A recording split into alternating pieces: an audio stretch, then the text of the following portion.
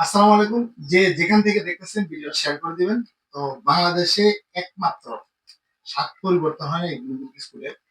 অবশ্যই যারা আগে খাইছেন তারা চেনেন, হয়তো এই প্রজন্মের অনেকেই চেনে না। এটার স্বাদ পরিবর্তন হয়নি। তো মূল পয়েন্ট এটা না। মূল পয়েন্ট হচ্ছে এই বিস্কিটটার দাম ৳১০ ছিল, ৳১৫ করা হয়েছে। পরিমাণটা আমার মনে হয় ঠিকই আছে। পরিমাণটা কমানো হয় নাই। বুঝাই? এখন এখানে হচ্ছে সম্ভবত ৭৫ গ্রাম। ৭৫ গ্রাম বিস্কুটের দাম হচ্ছে ৳১৫। কিন্তু অন্যান্য কোম্পানি যে কাজটা করে যে তারা এই সেইম ৫০ গ্রাম বিস্কিটে ৳২০ বিক্রি করে। আছে, অনেক কোম্পানি আছে। তো আমার কথা হচ্ছে এই কোম্পানিরও অনেক পণ্য আছে যেহেতু এটা না বিস্কুট, অনেক পণ্য আছে তারা অতিরিক্ত দাম হাঁকায়। হ্যাঁ, কিন্তু এই বিস্কিটটায় স্বাদ, মান, হ্যাঁ, দামও আমার মনে হয় মোটামুটি মানুষের সাধ্যের মধ্যে।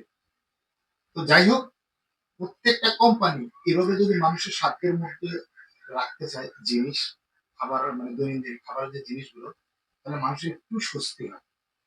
হ্যাঁ, যদিও আসলে এটা সচরাচর সবাই চিনেও না, সবাই কিনেও না।